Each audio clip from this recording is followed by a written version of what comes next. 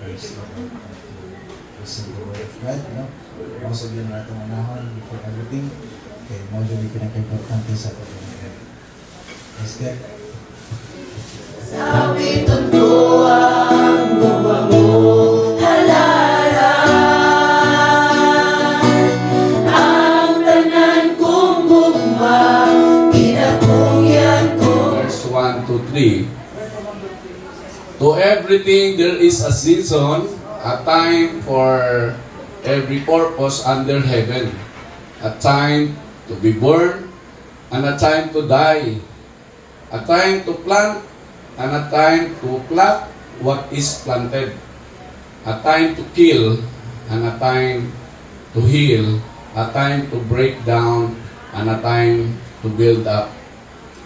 Itutuloy ko po sa next verses sa chapter 3 din po sa Ecclesiastes, verse 4 to 8. A time to weep, and a time to laugh, a time to mourn, a time to dance, a time to cast away stones, and a time to gather stones, a time to embrace, and a time to refrain from embracing, a time to gain, and a time to lose, a time to keep, and a time to throw away, a time to tear, and a time to sow, a time to keep silence, and a time to speak, a time to love, and a time to hate, a time of war, and a time of peace. Purihin ang Diyos sa paglabasa ng kanyang mga salita. Dito po sa napili ko mga verses, ito po yung sinulat ni King Solomon, na timing is very important.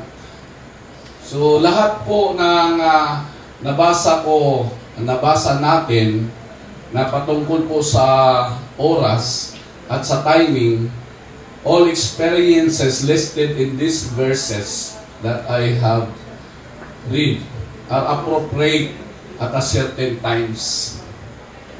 Mayroon po itong kinalaman sa paghahanda. Lahat po tayo ay dapat maghanda. Ano ba paghandaan natin? Kasi usually po talaga ang mga tao ay magaling sa paghahanda. Kanya yung mga ating mga sinilili ay nag-aaral tayo para pinaghandaan natin yung future natin para magkaroon po tayo ng katagumpayan sa pagdating ng panahon. Hindi po tayo mahirapan mag-apply ng trabaho. Kaya nag-aaral tayo, puspusan na nag-aaral tayo. And yan po yung para sa future ng bawat isa. I believe na lahat po tayo ay naghahanda. Si Sis Lourdes na yumao na Sis Lourdes, nakikita ko po sa buhay niya how kung gaano siya kahanda sa ganitong pagkakataon. Kasi sinabi dito sa a time to be born, a time to die. So ano ba ang paghandaan natin? Kasi ang katawan po natin composed of body, soul, and spirit. Ang body po ay nagdidecay yan. And we will be encountering two types of death. Yung physical death at saka spiritual death. At kapag dumating na yung punto, yung oras na kukunin ka na ni Lord, dahil wala naman po talagang forever dito sa lupa. Meron po bang forever? Ang original author po ng death penalty ay si God mismo. Sinabi niya doon kay Adam nung nagkasala sila. Tatlo po sila humarap. Naalala niyo po yon sa Garden of Eden. Pagharap ni Adam o ni Adan, ni Eva, at saka yung serpent. Pareha sila may mga penalty. Kaya yung kay Adam nga, for unto dust you were, and unto dust you shall return. Alala niyo po sa Genesis chapter 3 verse 19. Lahat po tayo babalik doon, whether we like it or not. Ngayon, ang tanong po, handa na po ba tayo? Alam ko pong may chance na binibigay pa lagi ang Panginoon upang tayo ay makapaghanda. At ito po yung i-share ko sa inyo. Why should we prepare for eternal life? Mayroon tayong paghandaan eternal things kasi dito there is life after death. At yung point na yon, dapat handa tayo. Babasahin ko po sa inyo. Mayroon tayong eternal preparations na gagawin. So why should we prepare for our eternal life? Ayon sa Hebrews chapter 9 verse 27 sa New King James Version, as it is appointed for men to die once, isang beses lang, but after this, judgment. Haharap ka ng judgment kagad. Wala na pong substation na pagdadaanan yung spirit natin, kundi direct. Haharap ka sa judgment. Yun po yung salita ng Panginoon. Naniniwala po ba lahat na ang nakasulat sa Holy Bible o banal na aklat ay totoo? Taas po ang kamay ang naniniwala. Amen. Glory to God. Palakpakan po natin si Lord. Kaya po ngayong gabi, ito na po yung opportunity na isi-share ko po sa inyo ang paghahanda. Kaya, paano? Maraming nagtatanong na how to prepare ourselves for eternal life. Una po ay admit that you are a sinner.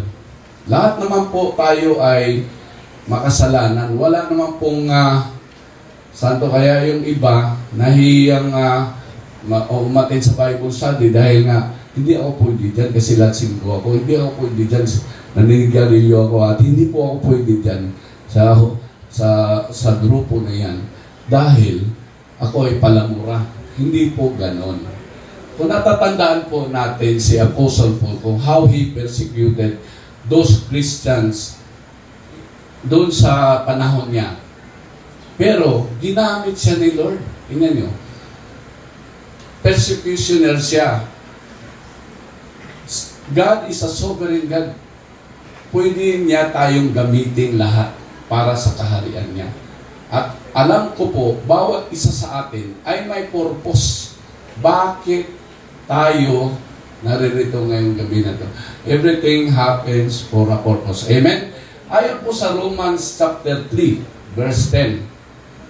As it is written, there is none righteous, no, not one. Ibig sabihin po, wala po ni isa na righteous. Lahat po tayo nagkakasala. Kanya, ang kailangan lang ni Lord ay i-admit natin na tayo makasalanan. Wala namang masama na i-admit natin. Even Apostle Paul na napakasalbahe, criminal yun. Pinapatay niya yung mga Kristiyano that time. Pero, kinuha siya ni Lord. Ginamit siya ni Lord para i-evangelize yung mga Jews at sa mga Gentiles. Ano po? Ayon po sa Romans chapter 3, verse 23. For all have sinned and fall short of the glory of God. Ibig sabihin, walang nakakarating sa kalwalhatian sa Panginoon. Lahat po tayo nagkasala. Whether we like it or not. Walang exempted po. Wala pong pinag-usapan dito kung ikaw ay insik, Indiano, Pilipino, puti, negro, pandak, matangkad, wala. Ang sinabi dito, lahat, wala pong nakakaligtas ito. Bakit po? Kung napapansin po natin, yung bang isinilang na bata, mayroon na bang kasalanan siya? Yung po lagi tinatanong ng iba, para po sa kaliwanagan po. Nung una, nung nagkasala si Adam and Eve, doon sa Garden of Eden, dinisobey nila yung instruction ng Panginoon. Doon sa sinabi ng Panginoon na huwag niyong kainin yung prutas. List of peoples na choose namin to testify for Mama for tonight. So, we do have like more than 5, no? If mayroon pang iba, but I will give at least like 5 minutes maximum every person. So I will start with Tita Marlene, the sister of Mama.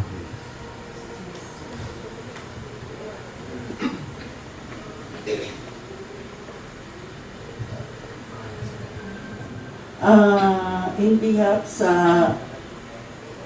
Gibaw sisters and brothers, nagpasalamat ko nga di amo karon nakituyog sa amo ang mga kasupanan. Pero para sa ako mga igsuon, dili angay kagulan ingani nga mga hitabo kay nganuman. We know fully well that this is just a start of eternity. Ang kamatayon sinugdanan lamang sa eternity. Parang ano yan, parang promotion to another dimension. So, di ba sa atong work, di ba malipay ta nga ma-promote? Ang kamatayon mga igsuon, mao nay passport nga ma-promote ka sa another dimension. Kaya kung dili ka mamatay, dili ka maka-experience usahay unsa ng eternity. Kaya kung napata sa kalibutan, dili man nato ma-appreciate ng eternity kaya niya man ta sa kalibutan. Ang ato diri, we tend to prepare for the future, for our children. We tend to make vision, mission, goals in our life. Sometimes, gusto nato nga we must take education, 4 years degree, master's degree, doctorate degree, just to land a nice job, just to attain a mansion, nice house, nice car, with everything. You go to the extent of investing from mutual funds to stocks to bonds because you have that ambition to become rich to the extent. Di ba? Kisa may gusto man dato dire. Murag wala man siguro hindi gusto, no? Kung bibigyan lang tayo ng pagkakataon na mahimong dato. So, in other words, this world is just but temporal. We came to dust, and to dust we shall return. We cannot deny na even how rich we are, even how many degrees you have, bisag ikaw pa ang presidente sa United States, even though you are in the shoes of Elon Musk and Bill Gates as the richest man in the world, and yet we cannot deny that once you experience death, you are naked when you are born, and you will end as naked also after death. Hubutang na tao sa kalibutan, hubo usab kitang mupauli. O di cannot deny nga kaning atong lawas, muuli yung isa, alikabok, o muuli yung isa, dust. Kay dust naman yuta, giumol sa Ginoo si Adam, from dust, giumol niya, o gihoy pa niya mga igsuon, mao nang nagkaroon siya ng life. Actually, ganing ato ang kadabir mga igsuon, kung wala na ang spirit nga gihuyok sa Ginoo, wala na gyud. Sama ni Lourdes, wala na diha ang spirit. So, bisag unsaon pa nimo kusik sa patay nga tao, dili na gyud na mubati o sakit. Kay nga naman, wala naman diha ang iyang spirit. Tuwa na, nibalik na siya sa Ginoo. And we will be facing judgment whether we like it or not. So, we must be prepared. Kung gusto man ta nga mo-accept kay Jesus Christ, ayaw na paugmai mga igsuon. Kay wala ta masayod sa atong pagbiyahe unya. Wala ta masayod o mabuhi pa ba ta ugma? O, kay life is uncertain. We do not know kung until when na lang atong kinabuhi. Even though if we are healthy, even though if we are the richest man in the world, but we cannot deny na ang kamatayon mo abot yun anytime. Because there's a time to be born and there's a time to die. Whether we like it or not, mamatay yun ang tanan. Kung kana lang kay nauna lang si Lourdes, pauna-una lang, wither lang. Pero, wata kasayod, basig ugma, sunod bulan, sunod tuig, or next 5 years, next 10 years, wala ta masayod. So, we must be prepared. Maski sa pag-prepare nato sa ato ang matagbuntag, maligo ta, mag-prepare ta for work, kailangan prepared ta kanunay nga inigyahin nimo. Murag i-treat na nimo nga last na ninako. Prepared jud ta kanunay mga igsoon kay wala ta masayod. And in a one wink of an eye, death will come like a thief without any warning. Para nang maaksidente mga igsoon. Nasayo ba sila nga mamatay sila? Wala. Sumaw na kailangan yun nga mag-prepare ta. Not physically. It is but natural to prepare for our future, the future of our children. But we must also prepare. Not just physically, but spiritually. By admitting our sin to God and repenting na magbasol ta sa kinasing-kasing gayon. O mutuo kita nga si Jesus Christ, He was crucified and rose again from the dead.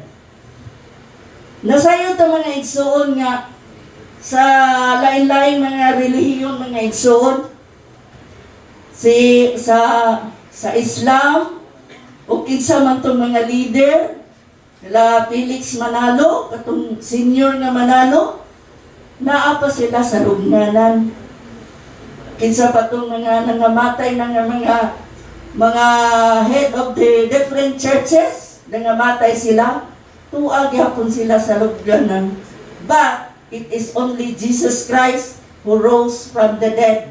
O malipayon ta mga igsuon nga atong gialagaran, buhi nga Dios, dili patay nga Dios, kundi buhi. So mapasalamaton ta mga igsuon niya. Pinaagi niya na nga pagtuo nga aduna kitay paglaom sa kaluwasan. At sa mabasa nako diri mga igsuon, diri sa John 11:14, niingon, said Jesus unto them plainly, Lazarus is dead.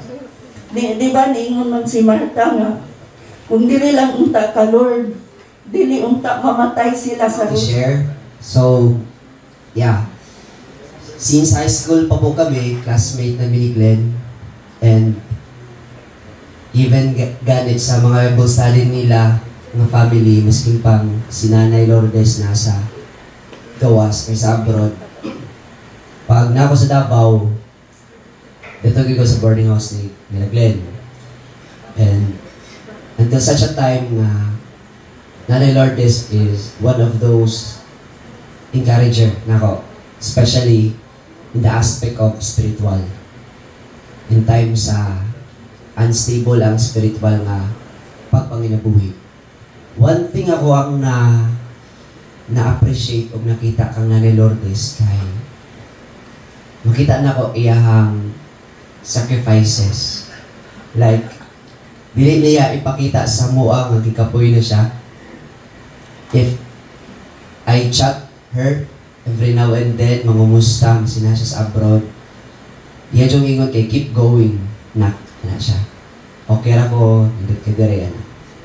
Pero, tung July 16, 2022, I asked her again, kumusta ka na? Anak siya nga, dili maayo.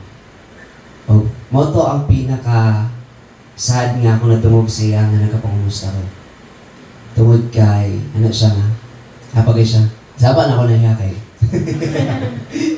Siya na, ay saba niya. Siya nga muli ko kay magpagamot. Kana nga day, kanang na-challenge ko nga mag-pray yun sa iya. O kana nga day pod is ginalong na ko iyang pag-uli. No? Kay wala mong good kami nagbanding nga face to face. Nagbanding mi kay or nag-storyanin na itong nakaulit na good siya. Kasi itong high school family Glenn, I even witnessed how loving she is sa iyang anak kay kita bugid po na ako, mamukis good si Glenn sa iya. Sa lips. No, classmate kami sa high school, 4th year. Niya, ang dress ni Nanay Ato kay blue yun na, pero nakapantalon. Pero, guwapag yun. Alam ba, kada di klaro ka, upat yung anak. So, okay, palangga mo kaya niyang mga anak. I tried my best nga, dili kay mo emote sa iya kay na-enjoy akong heart sa duha ka rason. Confident kay ko nga nasa sa langit, umato siya sa langit. Kaduha, kanang sa ganito? Kaduha kay kanang kabalo ko nga gikapoy na siya. No, gikapoy na siya. Unang na yung mga butang nga, we need to let go para mas makaayo siya. So, kato mga memories, especially sa mga advices, pero may ginaingon sa mo ang ayaw yung undang sa pag-serve kang God. O gina-example gina niya, ako ganit din rin, mutampurin dancer, ganit ko, nga pila na akong edad, hiling na siya sayaw. Magsige pa yung siya send og mga video nila nga nag-perform dyan siya. And dili na para pasikat, dili man, that is not Nanay Lourdes. Ginasend niya kay ma-encourage me nga, masking at her age, she is doing what best for God.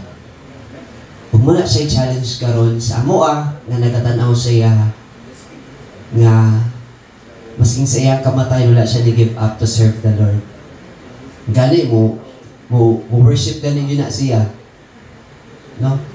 So, mo lang to siguro, kaya, I really praise God for allowing me to be part of Tikitis family. Since then nga, nagkaoban ni, masing sa mga Bible study na mo with Nanay Lourdes, nakita yun ako, masing pang, di kayo na ako naman doon yung tingog, pero di ka sweet, kanang hinay nagig kayo, pero nakita na ako yung pagpanundo siya mga anak sa word ng God. And she is not just a successful woman, gagiraos niya yung mga anak na maging professional, but also sa spiritual na aspect. And punpun sa among generation, Nanay Lourdes will be one of those faithful women nga mo ang matestify kadaugan nga iyang napakita sa mo. Katulang og daghang salamat. Among kamagulangan, nagsunod, murag ako yun. Si Ante, namiyat na ko na siya, gamay pa ko, gamay pa jud ko, elementary. I was grade 3, I think, oo. Kay, pet man lagi ko ni Uncle yung husband. So, pet pud ko niya. Mas giasa siya mga to, uli siya diri, dalun ko niya. Nya na mag-date-date pa na sila sa una, dalon jud ko nila. So, hangtod nga nagkasal sila, nagkaanak, ikaduha, naa-jud ko sa ilaha. And, dito po na ako, kasi tawag anak ka na, dito na ako nahimamat si God. First time. Okay. Siyempre, musimba si auntie, kuyugod man dyan ko niya, hindi man pwede. Masupot pa ko sa iyang sinina nga dagko, iyang pasuuton. Ay ko nga, auntie na, lain man ka ay tanaon, kay dako ka ayaw iyong sinina. Siya, okay lang lagi na. Nga, sweet kay na siya, very sweet. Mo nang ganahan kay ko sa iyaha, magkuyog-kuyog, bahala lagi ka ng unsa na naamuhang dagway. Basta mas ni asa magkuyog dyan ni. Si auntie dili siya, sama na ako siya pag-define kay dili man siya na kanang auntie lang nako. Samtang manggod ka nang nagkuyog ni, although nag-separate lang ang amo ang landas katong nag-college na nag-high school nako, college nako kay naa na jud ko sa amo ang poder. Matawag jud nako siya nako not only auntie, friend pa jud nako. Kanya ka ng advisor pa jud nako. Kay mo butsyat man ko sa ihaw na ako'y problema. Kabalo jud siya. Kabalo siya sa akong kahintang. Buotan ka ay siya sa ako. Dili lang sa ako. Sabi na ko, igsuod. Ubay-ubay man pag minakastay sa ilaha. Pero si auntie, I think, very sweet jud siya ka na, di mo siya madungdad na iso. Pati yung inistoryahan ka ng, lambing siya nga pagkababae ka ng, makaanak gani ko sa iyo ka ng, ay, doon jud na ko siya, dili lang siya gwapa, dili lang siya sexy, lambing pa din siya, may istorya ka ng, kanang lahi jud siya kanang, maingganyo jud ka sa'yo na, kay istorya, na siya istorya sa'yo, maingganyo jud ka niya. Kuhaan siya, kanang, sa iya ako nakatunta niya, kanang, siyempre, nagkuyog man ni, na ako sa iya ha, ugod sa iyang negosyo, ako man ang kanang runner. Mamaligya mi guys candy, mamaligya mi og yema. Kabalo jud na sila kay kini mga bataan ni may pamani sila. Nakaatiman pa ko sa ilaha. Gikuhaan ako na og kanang lesson tanan. Sa iya ako nakatun ka magnegosyo, ginagmay. Sa iya, dili ko kumaulaw. Mamaligya ko puto, ice candy, mas niyo sa dalon dyan na ako. Mamaligya big mangga. Naka-experience pa dyan nga sa palengke. Yaha kong dalon dito. Kaming duha ka ng partner in crime. Good ka ng kanang hantod nga kanang nagdalaga ko na nagkaedad ko kanang nagkita pa mi last time 2008 I think 2008 nagkuyog mi gawas mi nasaksihan po na ako siya unsa siya kanang mapagmatiis good dili man gud nimo siya makita nga kanang strong jud siya. Dili nimo siya makita nga kanang magpalayaluya. Mangita gid siya paagi. Kana bang normal man na sa ato nga makaagi ta og kanang kalisod. Dili man na nato i-deny. Halos kita man tanan. Nakita na namo sa ilaha magsuon. Nakita jud na namo. Although sa amo apod dili man good pud mi. Ing anak good kahayahay. Kay kanang na-jud ka ng time nga kanang magdumad-dumad jud ang kalisod. Pero si auntie, nilaban jud siya. Iha jud gi-raise ning mga buguyan ni. Ila ka ng upat. Kanang anak good, mukha anak ko nga. Bakit jud ako auntie? Kay kabalo gud ni, di man lingid sa ato, di ba? Kung sa ang sitwasyon nila sa ilaha mag-asawa. Kanawang murakog ka ng kuan ba nga, ginsan niya pag raise di nga upat, di ba maayo nga mga tao, mo nang makanya ko nga, swerte kayo mo sa inyong mama. Okay. Inyong mama, di man pare sa akong mama isog man. Kailangan na mo. Kanya, dili pa dyan, never na mo nadungog sa akong mama nga ka na. Ng word of God, no. Kaya dili man yung anak mong mama, dili man siya yung anak, gipadako po siyang mga parents. Manang kamo, swerte mo. Pero I know, si auntie na kapaluhan siya, naminawa na siya, nakita na siya somewhere. Okay, auntie. Tama itong giingon ni Ate Merlin nga, dili man siya dapat ika-guol, kung saan tapos sa iya, ha? Kana lang, dili man punta ka nang mulay pakiramdam kita, ta masubo dyan ta, normal. Pero, yes, di ba? Wala dyan ganin ako siya na nabisita nga, doon na lang ang tami Davao niya, tagong wala ganin ako siya nabisita, tungod lang ka nang po sa aming sitwasyon po nga, dili na lang na ako ikwento, kay taas dyan kayo siya. Pero, in short, sumatotal, grateful kayo ko nga kanang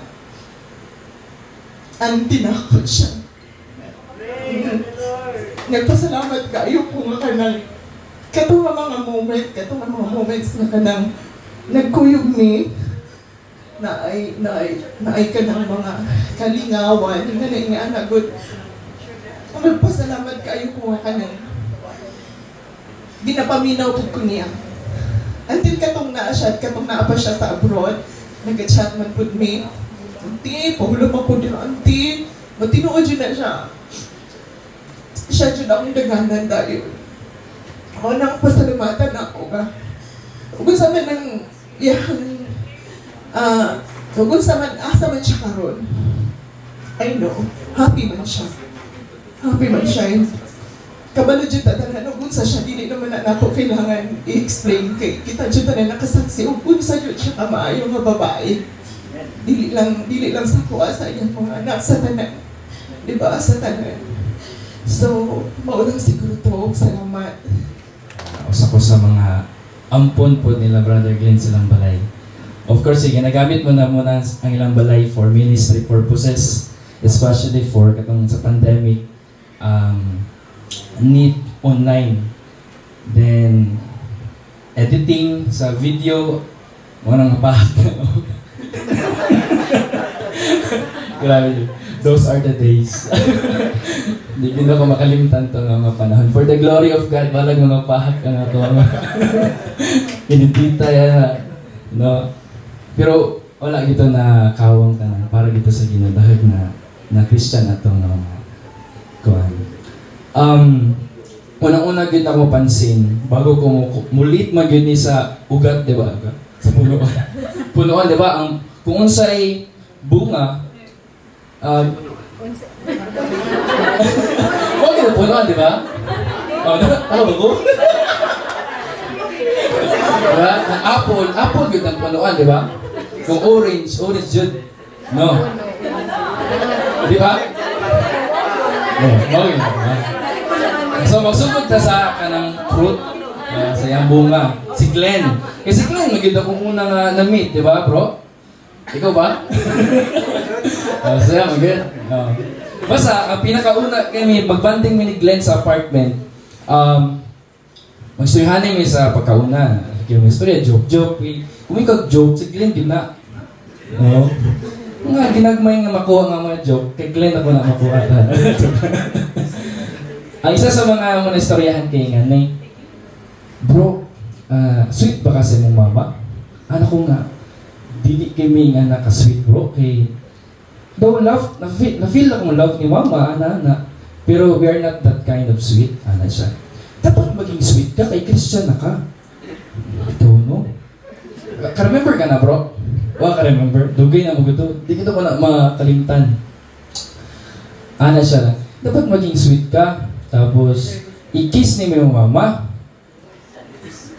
Kiss na ko. Ako i-kiss. Kaya mo siguro ako na. Pero kung nahimo, Sige. Sige. Pero dapat sa lips.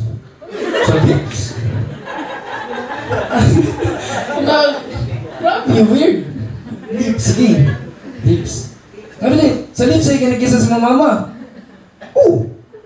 Ako ang gi-confirm. Bro, Neil, ikaw ba to? Ikaw ba to? Basta, ikaw ba? Tinood ba? Oo, tinood yun, lips, okay. Hindi ko na makaya-kiss nga sa ating, kahaki nun, kaya na ko na, pero orang kiss, sa lips ba yun, bro, hard teaching, bro. Gusto mo yung makanaanan, di ba? Wakay kanaanan, do. Isa dyan kayo buhaton, basta makanaanan. So, yung hug, then say, I love you, ma. Ana. No. Kaya ra. Next is, katong naana si Ate Lourdes sa balay nila Glenn. Nagsuyanin mo sa kaunan. Thoughtful kay siya. Pagkabalo niya nga, lechon manok ang akong gusto. Pag nga ako silang balay, lechon manok din Lagi lechon ba? Anong manok or chicken ba? Thoughtful kay si ate. Then si ate, bantog raporting jokera ni Brother Glenn. Kay joker jo kay si ate, Lourdes. Grabe ka joke. Namin kinasisgotan about Camille o Kabaw. Sayahan niya, naging gawin lang ha. Pero nakasakay na yun si ate Lourdes. Isgot din siya about Camille. Oh, kabuluan na, no? Ama mo ito, istoryahan lang si Glenn. Kabalo mo si brother si Kuya Christian about Camille niya, Kabaw. Oh. Then, isa sa mga teaching ni Ate Lourdes yun nga, di yun ako makalimutan is about last days. Mugin na ang iyang ginasulti sa mga last days. Even ako siya sa katong sa Lainasod. Mabalik ka sa atin, Lainasod na lang. UAE na? Oo. Sa Lainasod. Ay, gusto rin. Mabalik tag skilling. Muna, nag-online sila ni Brother Glenn, stayahan sila. Kinsa mga misawa sa taas, nag-online din sila, Then, teaching is about last days, nga na, good ang ginashare ni ate. Tama, kay Christian na ka, na nakipagto kang Kristo, dapat, kailangan yun nga, ang imong focus, yun mawala kang Kristo. What is about your faith, i-share ni mo, di mo iluom, kailangan mo i-share, Those are the teachings nga. Then si Ate Lourdes, sweet kaayo. Natunggan ako na siya nga, huwing kay Glenn. Glenn! Glenn! Alin si Glenn dito. Basta cute kay sila ko ng paminawon. No? Then, abin ako si Glenn lang, kay Glenn lang niya napasa, kasi Glenn lang nakuan ba? Na na-meet permente. Abin po din si Kuya Christian, no? Parehara sila grano yun. Sa joke, sa igsuon gid sila. So, katon lang siguro ako ang kuan. Lipayan kay ko sa kanang pagikuban, mga memories. And thank you so much na hiyog na learn sa ilaha. And that's all. Thank you. God bless. Breakfast starting December and then funeral at Tulito sa Glorious starting at 9. In between ay mga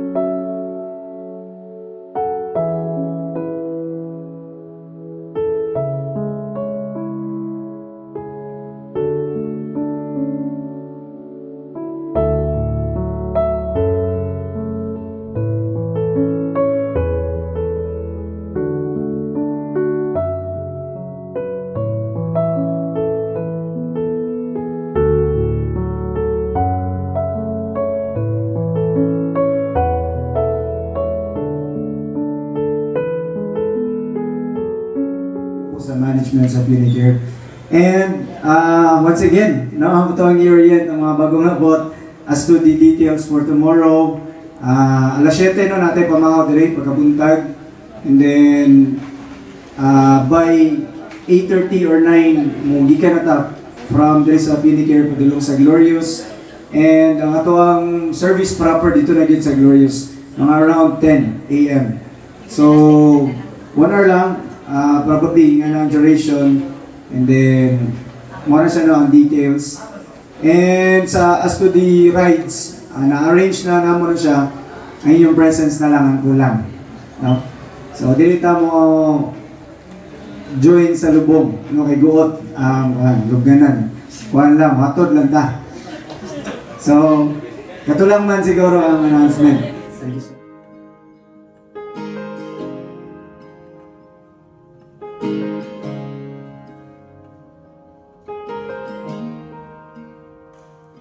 I wish that heaven were visiting hours, so I could just show up and bring the news that she's getting older. And I wish that you'd met her, the things that she'll learn from me, I got them all from you. I just stay a while and we'll put all the world to rights. The little ones will grow and I'll still drink your favorite wine. Soon they're going to close, but I'll see you another day. So much has changed since you've been away.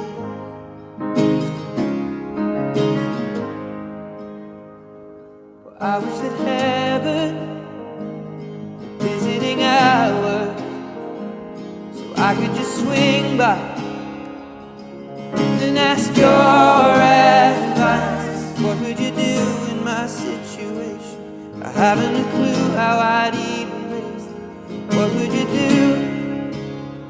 'Cause you'd always do what's right. We just took a while until my worries disappeared. I'll tell you that I'm scared of turning out a failure. You say remember that the answer's in the love that we create. So much has changed since you've been away.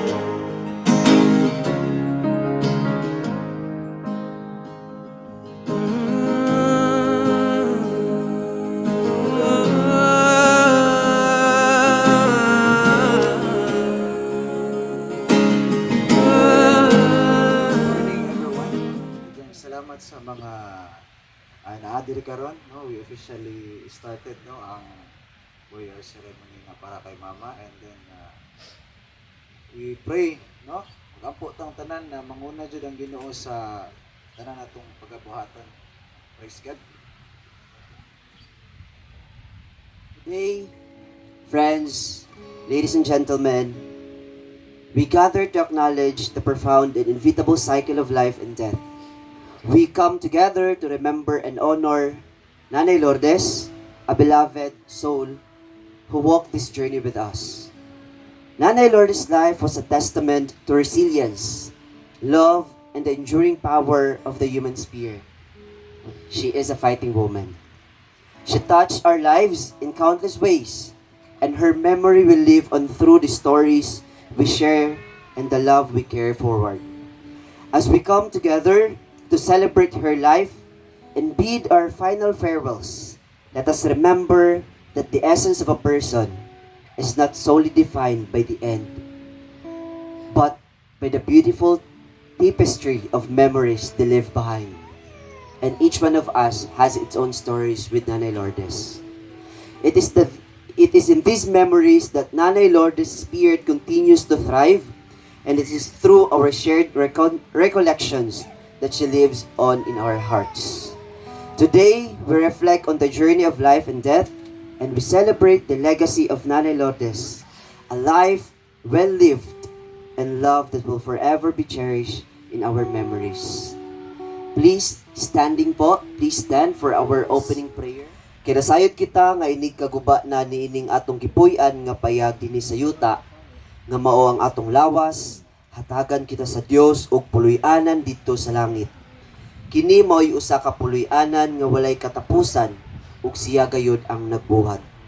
Sa pagkakaron nang hupaw kita kay dako kayo ang atong tinguha nga masuluban na kita sa atong puloy-anan nga tuwa sa langit. Kay kun masuluban na gud kita niini, dili na kita mapalgan nga hubo. Samtang nagpuyo pa kita niining yutanong puloy-anan, nag-agulo kita kay napukatan sa alantuson. Dili tungod kay buot kitang mahubuan sa atong yutanong lawas, kundili buot kitang masuluban sa langit ng lawas, aron ang may kamatayon lamyon sa kinabuhi. Ang Dios mao ang nag-andam kanato alang sa maong kausaban ug gihatagan kita niya sa iyang espiritu ingon nga pasalig sa tanan nga iyang gitagana alam kanato. Busa kanunayong kitang masaligon kaayo. Nasayod kita nga samtang ania kita niining lawasa, layo kita sa Ginoo. Kay nagkinabuhi man kita pinaagi sa pagtuo ug dili pinaagi sa atong makita. Kita masaligon kaayo og palabihon nato nga mamiya kita niining lawasa ug makig-uban sa Ginoo. Apan labaw sa tanan, buot kitang magpahimuot kaniya bisan dinhi sa atong puloy-anan o didto. Kay kinahanglan moatubang kitang tanan kang Kristo aron iyang hukman, aron ang tagsa-tagsa makadawat sa angay kaniya, sumala sa iyang nabuhat, maayo o dautan dinhi sa kalibutan. Mga igsoon, mga higala, mao kana ang pulong sa Dios ug sa pagsaysay o sa pag-explain pa niini akong ginatawagan for our word exhortation, Pastor Eutemio Tumala diri sa tubangan. Ang kalinaw maana ka nato nagikan gayud sa atong buhi nga Dios. Mao na ni ang katapusan, no, and gialaw ni tanan sa God for a purpose. Nasa'y katuyuan sa tanan niyang gusto nga himuon sa atong mga kinabuhi. Akong basahon ang John 3:16.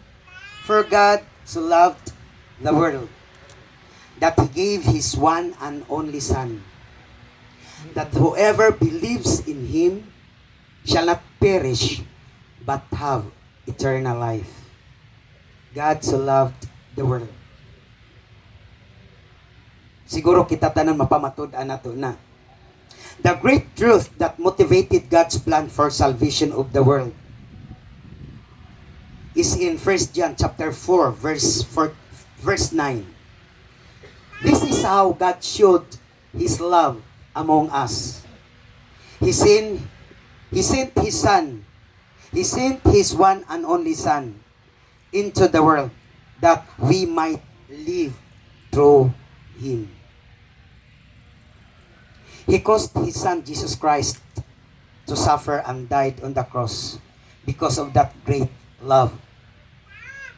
All the people on earth, or perhaps in all creation, give His one and only Son, referring to the Messianic Son of David, who is also God's Son.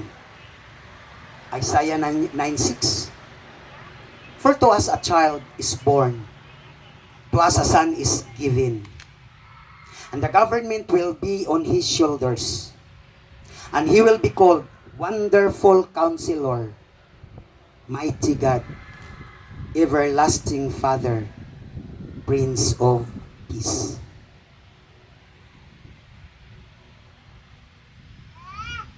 Ang kapatukuranan ni ining tanan is ang gugma. Nganong gihimo man ni sagad para sa tao? Nganong importante man sa Ginoo ang tao?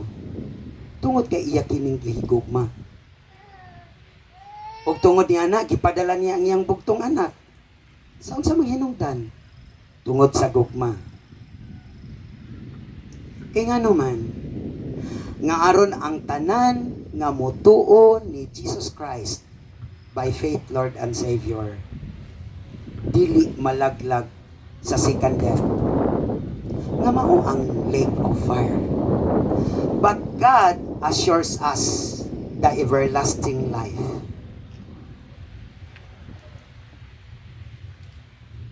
Ang Romans 3:23 nagsulti, for all have sinned and fall short of the glory of God.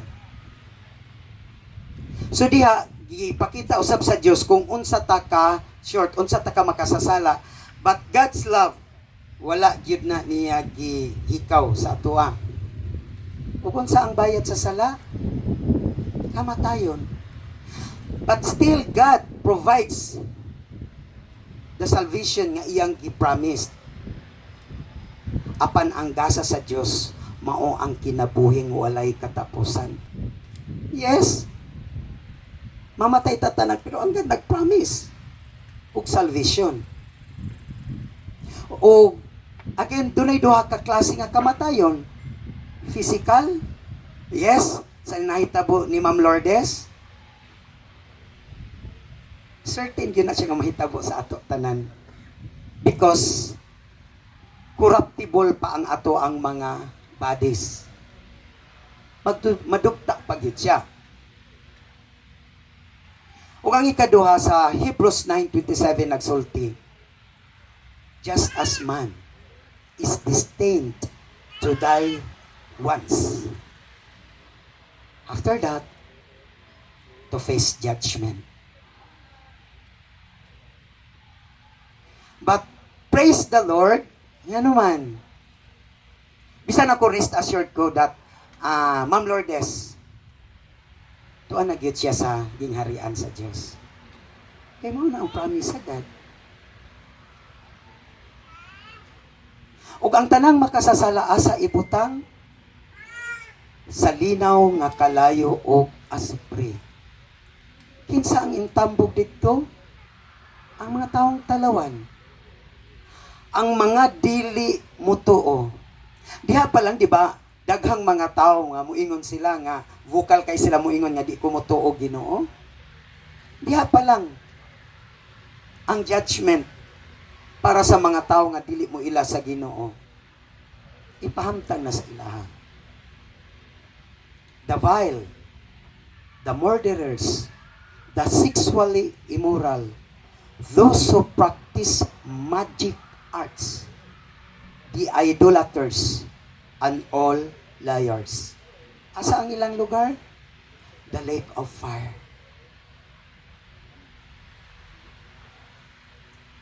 Burning with sulfur. Kay ang sulfur, I'm sure si Pastor Edwin, kahibalog yun siya sa sulfur. Kung unsa siya kainit. Ako lang ning isingit, di ba? Kung masubrahan tagkaon og durian, unsay mahitabo? Muinit ang lawas tungod kay taas siya og sulfur content. Okay. So, ang kapaingnan sa tao, eternal punishment. Kaya ang tao, dili man siya gusto mo ato sa eternal punishment, di ba? Wa gyud tao nga gusto mo ato dito. Naglagablab na apoy. Di kay ko kakuha sa Tagalog. Kung makita na to sa Facebook, grabe, ang ilang mga ginapakita diha kanunay is about rapture, about eternal punishment. Aron mahigmata ang mga tao. Kaya ang mga tao nga wala gayoy relasyon sa Ginoo, mag-suffer gyud eternal punishment. Mao na ang eternal death. So ang tao, di ba, mahilig ang tao maghimuog way. Kay gusto lagi gyud ko moadto sa Ginoo. Ang kabuutan, ang relihiyon, ang edukasyon, makapasave ba sa ato But the word of God in Ephesians chapter 2 verses 8 to 9. For it is by grace you have been saved through faith. And this not from yourselves. It is the gift of God, not by works, so that no one can boast. So ang salvation, gihatag na sa God. Pero dili pinaagi sa atong kabuutan, sa atong kamaayo, sa relihiyon nga maluwas ta. Dili. Ang atong faith tungod sa grasya sa Dios. Nganong grasya kay dili ta deserving sa salvation nga gihatag sa Ginoo sa ato. Kay ngano man makasasala man ta. Acts 4:12. Salvation is found in no one else, for there is no other name under heaven given to men by which we must be saved. Naabatay ikasulti ni Ana? Definitely wala. So, balikon ako ang John 3:16. Kay gihigugma pag-ayo sa Dios ang kalibutan na mao na kita. Ug tungod niya na gipadala niya ang iyang bugtong anak na aron ang tanang mutuo kaniya.